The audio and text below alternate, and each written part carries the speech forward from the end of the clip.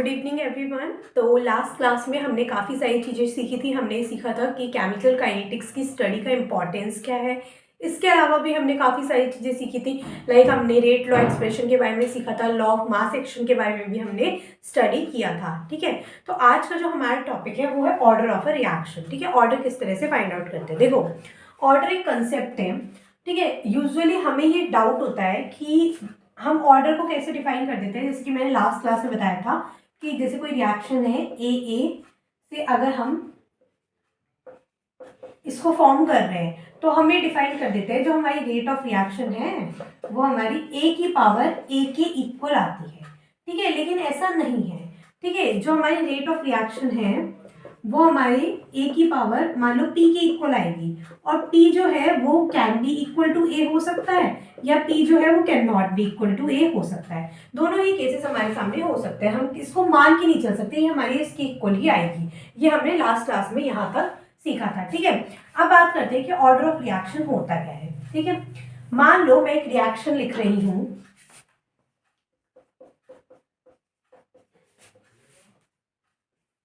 ठीक है, अब क्या है इसमें, मान लो मेरा जो रेट ऑफ रिएक्शन है वो कितना आ रहा है, ए की पावर टी और बी की पावर क्यू। हमें पता है P and Q can be और can't be equal to A and B. ठीक है, तो क्या होगा, अब जो ये पी है यहाँ हमारा, ये क्या होगा, order with respect to A, और क्यू हमारा क्या होगा, order with respect to B.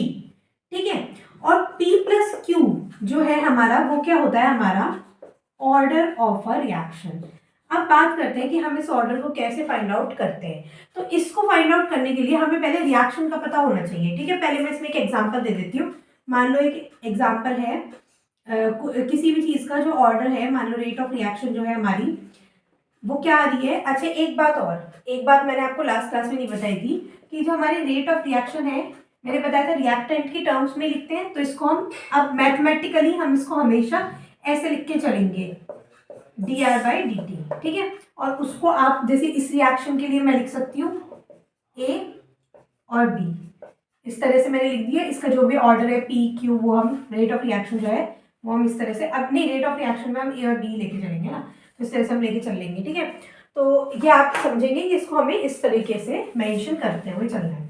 अब देखो, मान लो किसी रेट ऑफ रिएक्शन जो है वो हमें दे रखी है ए की पावर 3/2 और बी की पावर 4/2।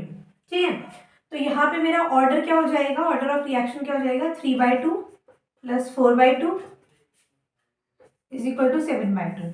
तो इस तरह से हम ऑर्डर को कैलकुलेट कर सकते हैं। अब देखो, हमें ये जानना है कि किसी भी रिएक्शन का हम ऑर्डर कैसे फाइंड आउट करें। तो उसके लिए हमें पहले ये पता होना चाहिए कि रिएक्शन किस तरह से हम रिएक्शंस को स्टडी करते हैं। तो भाई ना, रिएक्शन दो तरह से हम स्टडी करते हैं। एक होती है हमारी एलिमेंट्री रिएक्शन, ठीक है, दूसरी होती है हमारी कॉम्प्लेक्स रिएक्शन। एलिमेंट्री रिएक्शन क्या होती है, सिंगल स्टेप रिएक्शन होती है जो एक स्टेप में कंप्लीट हो जाती है। ठीक है, और कॉम्प्लेक्स रिएक्शन हमारी क्या होती है, more than one step. Okay, जैसे इसमें आप एग्जांपल ले सकते हैं, कोई भी आपकी SN2 रिएक्शन है, और इसमें आप एग्जांपल ले सकते हैं कोई भी आपकी SN1 रिएक्शन, SN1 मैकेनिज्म से होने वाली रिएक्शन। जैसे मैं एलिमेंट्री का एग्जांपल दूं, मान लो H2 plus Cl2 will give 2HCl। ये मेरी एक सिंगल स्टेप में होती है रिएक्शन, तो इसको हम करवा सकते हैं। या फिर ये जैसे कि मान लो यहाँ पे हमारा Br लगा हुआ है, ठीक है, और हमें रिएक्शन इसमें करवानी है OH माइनस की। तो क्या होगा यहाँ पे, OH माइनस जो है मेरा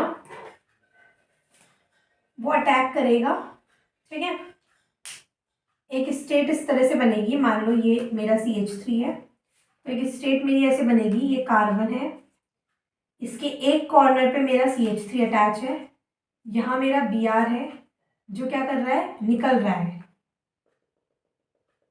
ठीक है, और यहाँ पे से OH माइनस ने अटैक किया है बैक साइड से, तो यहाँ मेरा OH माइनस आ रहा है। थोड़ी देर बाद ये कंप्लीटली रिमूव हो जाएगा और मेरा प्रोडक्ट में क्या बन जाएगा, CH3 कार्बन और ये OH, ठीक है, ये लगा दें। इस तरह से हमारा हो जाता है, ठीक है।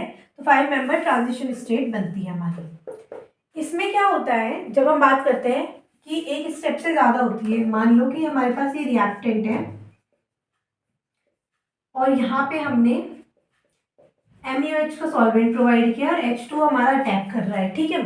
तो ये क्या है, ये मेरा प्रोटिक सॉल्वेंट है, यानी H+ हमारे पास है, तो ये क्या करेगा, Br यहाँ से चला जाएगा, ठीक है, HBr हमारा निकल जाएगा और क्या बन जाएगा मेरे पास, इस तरह से पॉजिटिव चार्ज बन जाएगा, 3 डिग्री कार्बोकेटाइन बन जाएगा। यहाँ बनने वाला कार्बोकेटाइन स्टेबल होगा।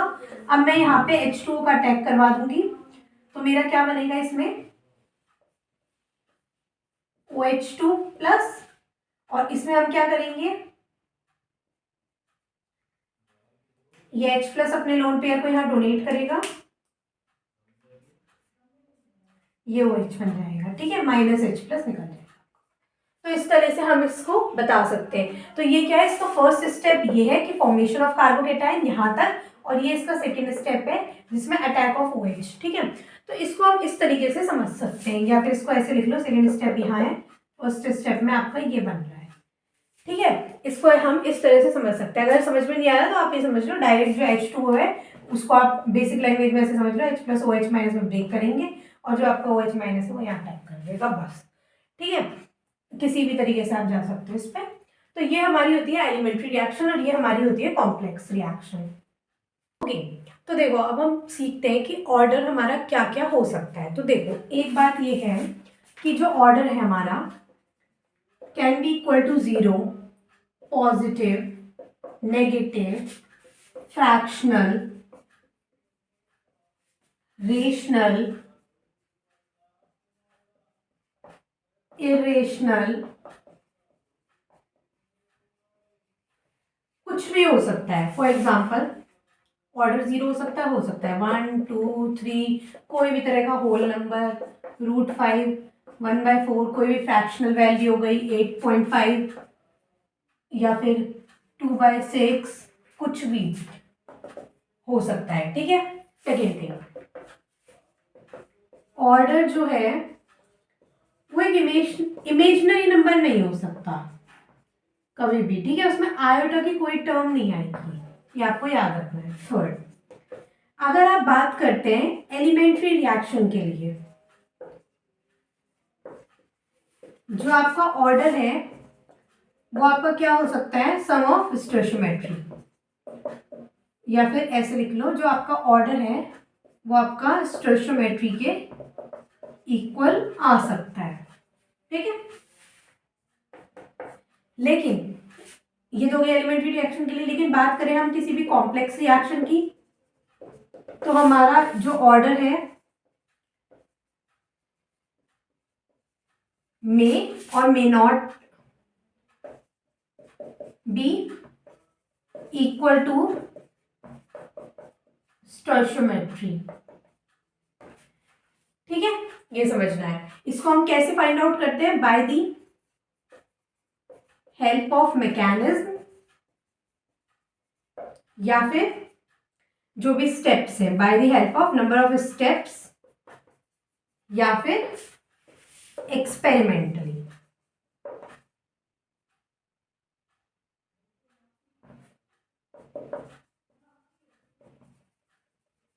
ओके, तो ये आपके कुछ प्रॉपर्टीज हो गई ऑर्डर ऑफ रिएक्शन की।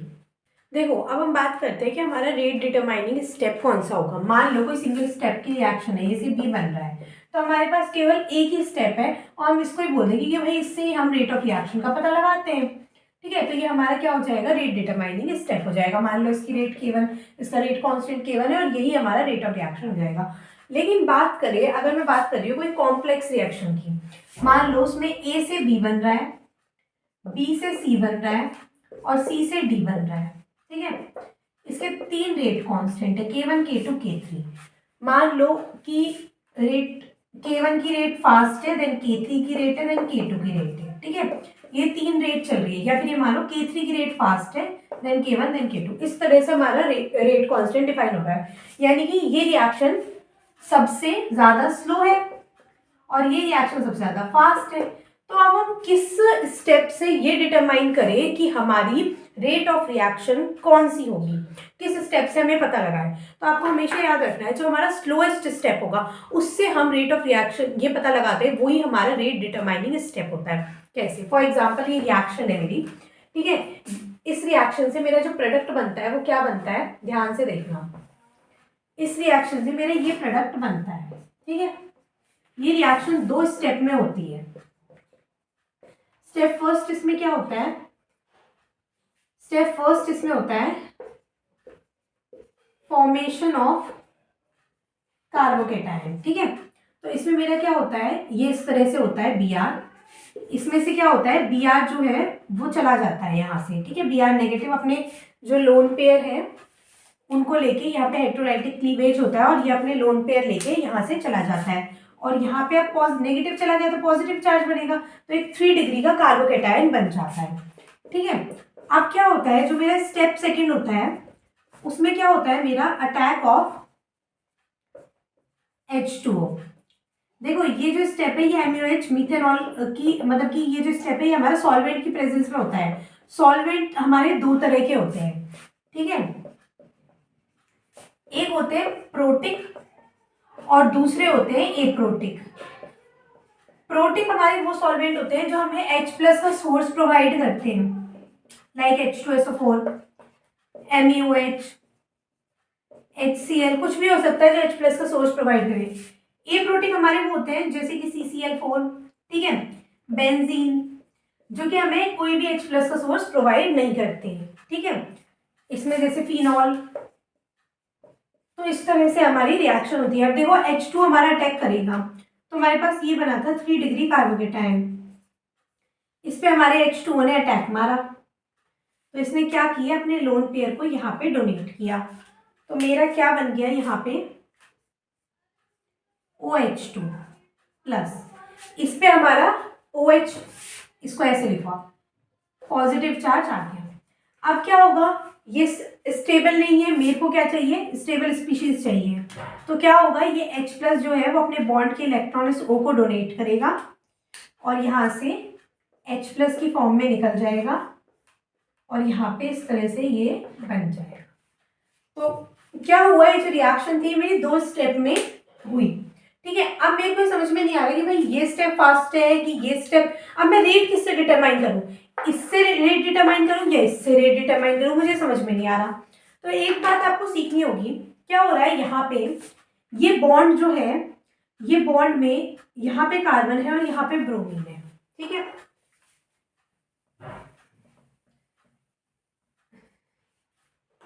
या फिर हम अज्यूम कर ले, क्लोरीन अज्यूम कर लेते हैं, ठीक है, इस तरह से। अब देखो यहाँ पे क्या है, जो कार्बन और ब्रोमीन का, कार्बन और क्लोरीन का बॉन्ड है या कार्बन ब्रोमीन, कोई भी बॉन्ड आप ले सकते हो, इसको तोड़ने के लिए ना आपको एनर्जी प्रोवाइड करवानी पड़ेगी और इसमें भी आप हेट्रोलाइटिक क्लीवेज करवा रहे हो जिसमें आप Cl के ऊपर सारे के सारे इलेक्ट्रॉन्स दे रहे हो, ठीक है। वैसे कोई भी स्टेप हमारा स्लो है या फास्ट है, इसको हम एक्सपेरिमेंटली डिटरमाइन करते हैं ये चेक करके कि वो कितनी देर में हो रहा है, लेकिन फिर भी मैं आपको कंसेप्चुअली बता रही हूँ कि जब हम कार्बन और क्लोरीन के बॉन्ड को ब्रेक करेंगे तो इस तरह से हमारे ये फॉर्मेशन होगा कार्बोकेटाइन का, ठीक है। तो ये क्या हो रहा है, ये यहाँ पे एक स्टेबल फॉर्म में था और यहाँ पे ये आयंस की फॉर्म में डिसोसिएट हो रहा है, यानी कि समवॉट अनस्टेबिलिटी, अनस्टेबिलिटी नहीं बोलो इसको, इसको ये बोल दो कि जो हमारी एंट्रोपी है सिस्टम की वो इंक्रीज हो रही है, ठीक है। और दूसरी बात यहाँ पे क्या हो रहा है, कोई चीज है ये मोर स्टेबल है, इसको ऐसे लिखो आप, और ये लेस स्टेबल है। अब क्या हो रहा है, इस इधर हमारा ये कार्बोकेटाइन है, ठीक है, ये 6 इलेक्ट्रॉन स्पीशीज है, इसके पास इलेक्ट्रॉन की कमी है और इसमें कोई एक ऐसी स्पीशीज आए जो कि इलेक्ट्रॉन रिच स्पीशीज है, तो क्या कर रही है, वो अपने इलेक्ट्रॉन यहाँ डोनेट कर रही है, तो ये क्या हो रहा है, ये हाईली स्टेबल बन रहा है। तो क्या होता है ना, जब प्लस पे माइनस का अटैक होता है तो ये प्रोसेस बहुत ही ज़्यादा फास्ट होता है, जबकि इस तरह से हेट्रोलाइटिक बॉन्ड क्लीवेज करवाते हैं तो इसकी कंपैरिजन में स्लो होता है। तो क्या होता है, हमें इससे पता लगेगा ये स्टेप हमारा फास्ट है और ये स्टेप हमारा स्लो है। तो जो स्टेप हमारा स्लो होता है वो क्या होता है, हमारा रेट डिटरमाइनिंग स्टेप होता है। Slow step is RDS, rate determining step. ठीक है, अब देखो हमें समझना है कि स्लो स्टेप ही क्यों रेट डिटरमाइनिंग स्टेप होता है। देखो ट्रिक हमारी ये होती है इसको लर्न करने की, हम ऐसे समझ सकते हैं कि जैसे कोई भी रेस है मान लो, ठीक है, आपने एक स्टोरी सुनी होगी कि ये हमारी एक रेस चल रही है, ठीक है। यहाँ पे एक टर्टल है और एक रैबिट है। हम बचपन वाली कहानी की बात नहीं करेंगे, ये टर्टल धीरे धीरे पहुंच जाता है, रैबिट फास्ट होके भी या सोता है फिर नहीं पहुंच पाता। इसमें क्या है, जो रैबिट है वो फास्ट है तो वो बहुत जल्दी इसको क्रॉस कर लेता है और टर्टल जो है वो बहुत स्लो है, ठीक है। तो वो बहुत धीरे धीरे धीरे धीरे मूव ऑन कर रहा है और मान लो वो यहीं तक पहुंच पाया, जितने वो यहाँ पहुंच गए इतने वो यहीं तक ही पहुंच पाया। तो हमें इससे क्या पता लगता है कि जो रेस थी, रेस जो थी उसको कौन अच्छे से समझा सकता है, या जो एक्सपीरियंस है रेस के उसको कौन अच्छे से समझा सकता है, टर्टल। क्योंकि टर्टल ने एक एक चीज इसमें ऑब्जर्व की, इसमें एक्सपीरियंस की, ठीक है। जबकि जो रैबिट है उसने कुछ एक्सपीरियंस नहीं किया। हम लाइफ से भी समझ सकते हैं, जैसे कि जिनकी एज ज्यादा होती है उनके पास ज्यादा एक्सपीरियंस होते हैं क्योंकि उन्होंने एक एक चीज को ऑब्जर्व करके चले, ठीक है। फेलियर हमें एक्सपीरियंस देता है, तो इस तरीके से हम इसको समझ सकते हैं, हम इसको याद कर सकते हैं, ठीक है। इसका एक लॉजिकल एक्सप्लेनेशन देती हूँ एक स्टोरी से। मान लो कि हमें फॉर्मेशन करना है एक बाइक का, 5 बाइक हमें बनानी है, ठीक है। इसके लिए हमें काफ़ी सारे कंपोनेंट्स चाहिए होंगे बाइक के फॉर्मेशन के लिए। मान लो हमें हेडलाइट चाहिए, मान लो हमें टायर्स चाहिए, ठीक है, ब्रेक्स चाहिए, ठीक है। इसके अलावा हमें मान लो स्क्रू भी चाहिए इसमें, ठीक है, बहुत सारे स्क्रू भी चाहिए। और अब ये चीज़ें मान लो है ना, सीट्स चाहिए मान लो, ठीक है। तो हमें मान लेते हैं कि हमें 5 बाइक के फॉर्मेशन के लिए 10 सीट चाहिए, ठीक है। एक हेडलाइट चाहिए, अच्छा 5 है तो 5 हेडलाइट चाहिए। मान लो टायर हमें चाहिए 10, ब्रेक्स हमें चाहिए मान लो 20 और स्क्रू हमें चाहिए 100, ठीक है। ये हमें चाहिए।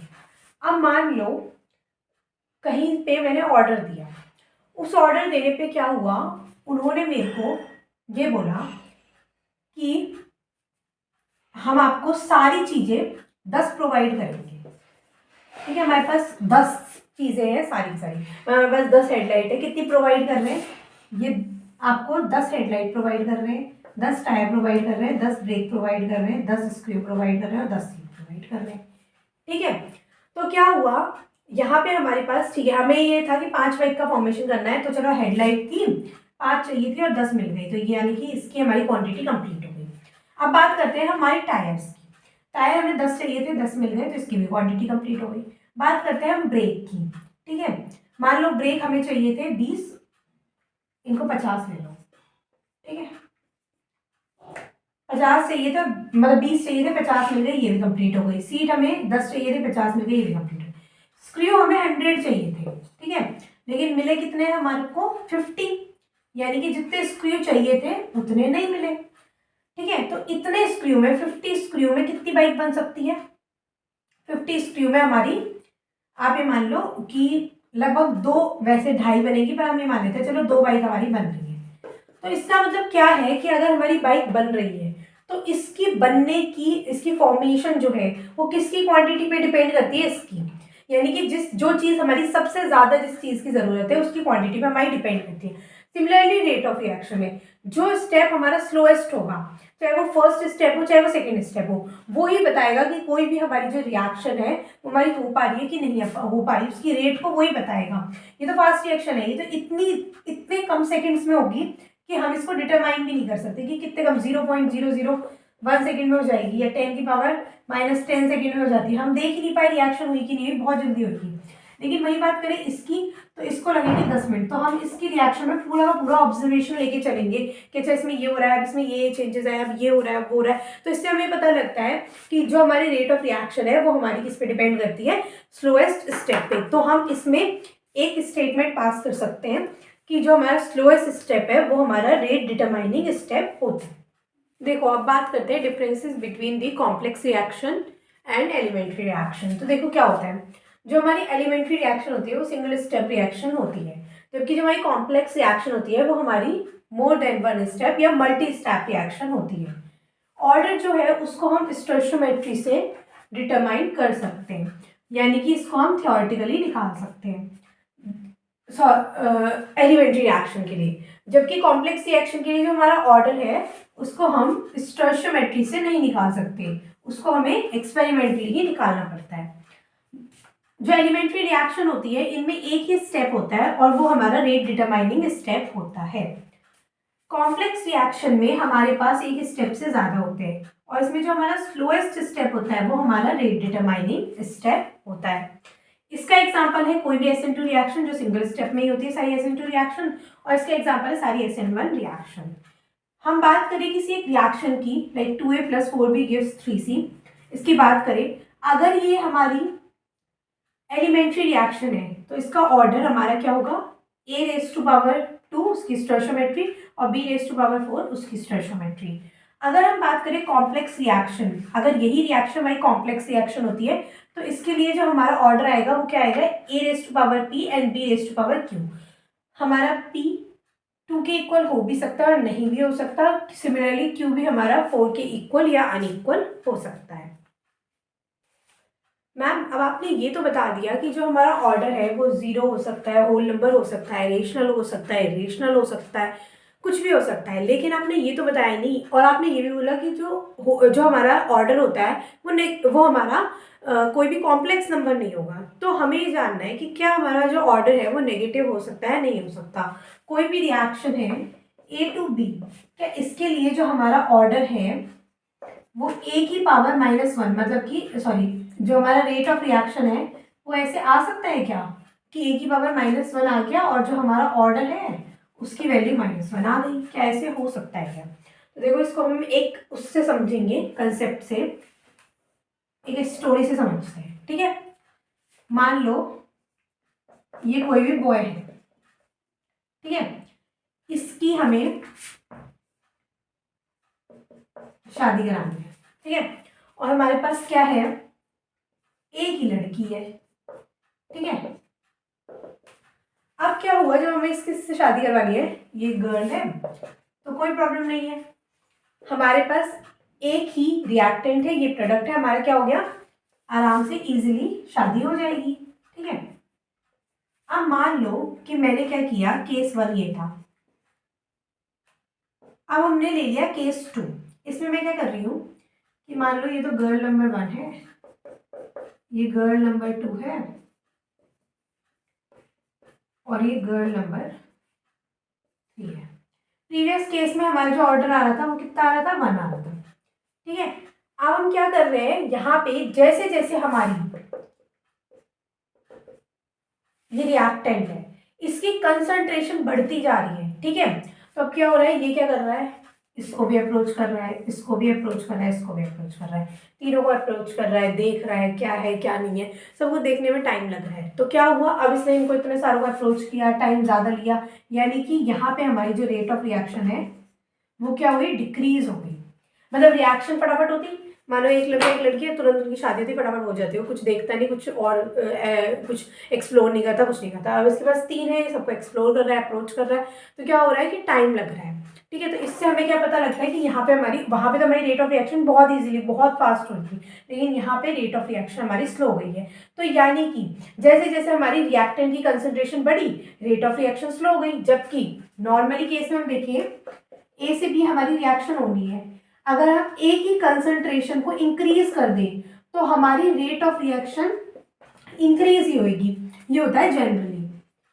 लेकिन क्या होता है, किसी किसी केस में अगर हम एक ही कंसंट्रेशन बढ़ाएं तो हमारी रेट ऑफ रिएक्शन डिक्रीज होती है। ऐसा कब होता है? जब जो हमारा ए है वो इनहिबिटर हो, ठीक है, रिएक्शन का इनहिबिटर हो।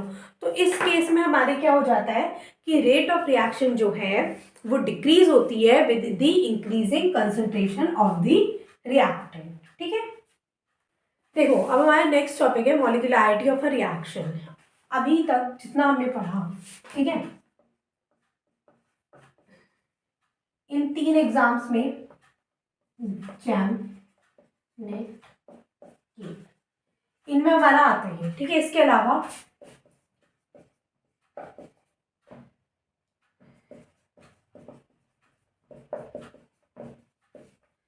ठीक है, इवन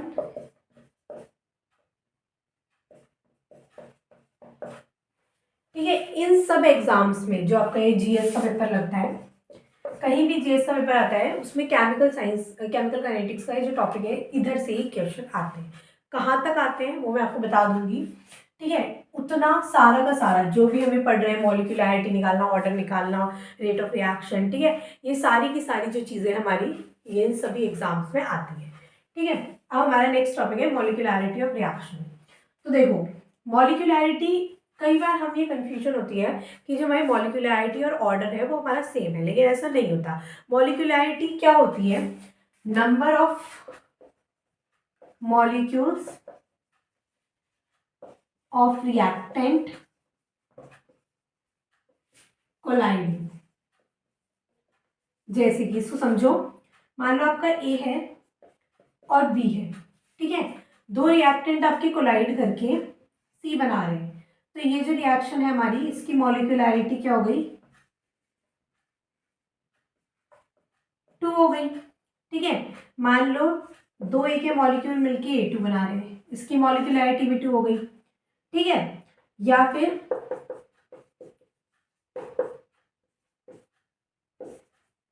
ये सारे के सारे कोलाइड करके क्या बना रहे हैं? कुछ भी बना रहे हैं, ठीक है। तो इसकी मॉलिक्यूलरिटी क्या होगी? अब आप बोलोगे 6, 5 और 1, तो ऐसे करके 12 हो जाएगी, नहीं, ठीक है। एक बात, क्या इसकी मॉलिक्यूलरिटी 1 होगी? इसको भी क्वेश्चन मार्क करो, ठीक है, ये हमारे क्वेश्चन है, ठीक है।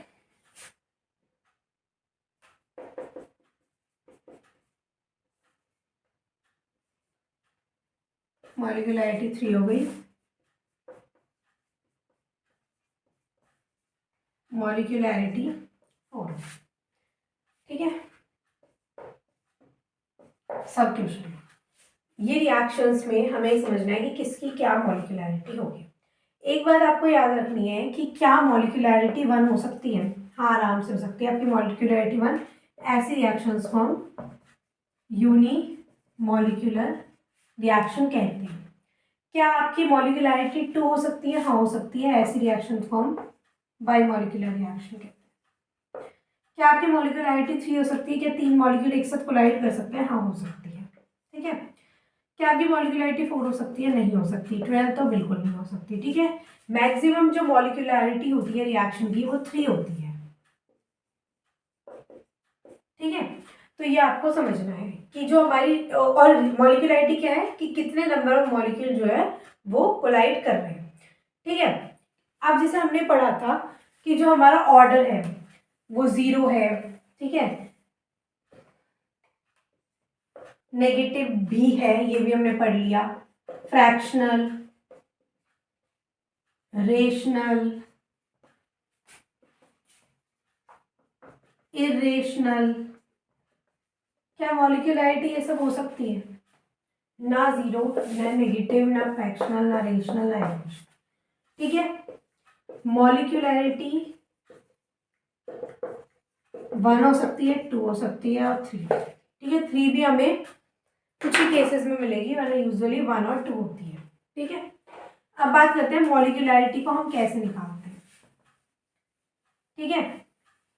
तो देखो जो हमारी मॉलिक्यूलरिटी होती है, बात करें एलिमेंट्री रिएक्शन की, डायरेक्ट निकल जाती है, जैसे कि A plus B give C। तो हमको पता लग गया ये मॉलिक्यूलरिटी इसकी कितनी है, 2 है। ठीक है, बात करें कॉम्प्लेक्स रिएक्शन की।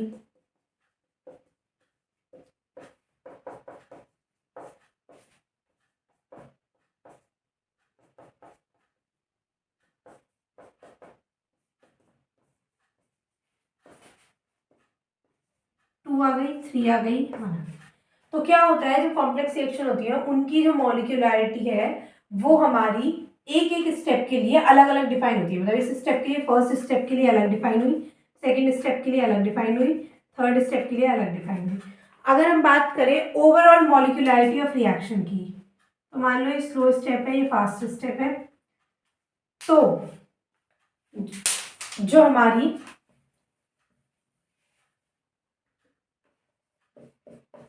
मॉलिक्यूलरिटी कॉम्प्लेक्स रिएक्शन पूरी रिएक्शन के लिए वो किसके इक्वल होती है, मॉलिक्यूलरिटी ऑफ स्लो स्टेप। ठीक है, देखो अब हमें देखना है difference between the order of reaction, molecularity of a reaction. ठीक है, तो इसमें क्या है, ऑर्डर जो है वो हमारा एक एक्सपेरिमेंटल कंसेप्ट है, जबकि जो मॉलिक्यूलरिटी है वो हमारा थ्योरेटिकल कंसेप्ट है। उसको हम कोई भी अगर हमें रिएक्शन गिवन है तो उसकी हेल्प से हम इजीली देख के फाइंड आउट कर सकते हैं, बट ऑर्डर को हमें एक्सपेरिमेंटली रिसर्च करके ही फाइंड आउट करना पड़ेगा, एक्सपेरिमेंट करके ही फाइंड आउट करना पड़ेगा। दूसरी बात ये है, जो ऑर्डर है वो हमारा एलिमेंट्री और कॉम्प्लेक्स दोनों रिएक्शन के लिए निकाल सकते हैं, क्योंकि हम इसे एक्सपेरिमेंट नहीं निकाल रहे हैं तो हम इसको रिएक्शन की हेल्प से निकाल सकते हैं, दोनों ही रिएक्शन के लिए निकाल सकते हैं। जबकि जो हमारी मॉलिक्यूलरिटी है वो एलिमेंट्री रिएक्शन का ही कंसेप्ट है। रीजन बीइंग कि अगर आपकी एक से ज़्यादा स्टेप है तो आप हर स्टेप के लिए इंडिविजुअल मॉलिक्यूलरिटी निकालोगे, और अगर आपको ओवरऑल मॉलिक्यूलरिटी ऑफ रिएक्शन चाहिए तो वो भी हमें कह देते हैं कि भाई जो हमारा स्लोएस्ट स्टेप है उसकी हम मॉलिक्यूलरिटी निकाल के काम चला लेते हैं। ठीक है, रिएक्शन की मॉलिक्यूलरिटी निकाल लेते हैं, जबकि एक्चुअली ऐसा नहीं है, क्योंकि इसमें काफ़ी सारे मॉलिक्यूल्स जो है वो पार्टिसिपेट कर रहे हैं। ठीक है, दूसरी बात, जो हमारा ऑर्डर है वो 0, positive, negative, fractional, rational, irrational हो सकता है, लेकिन एक कॉम्प्लेक्स नंबर नहीं होगा। जबकि जो हमारी मॉलिक्यूलरिटी है वो 1, 2 और 3 ही हो सकती है। 3 भी हमें रेयर ही केसेस देखने को मिलते हैं। तो यहाँ तक हमारा ऑर्डर और मॉलिक्यूलरिटी का पूरा कंसेप्ट कंप्लीट होता है। आई होप आपको समझ में आया होगा। Thank you for watching.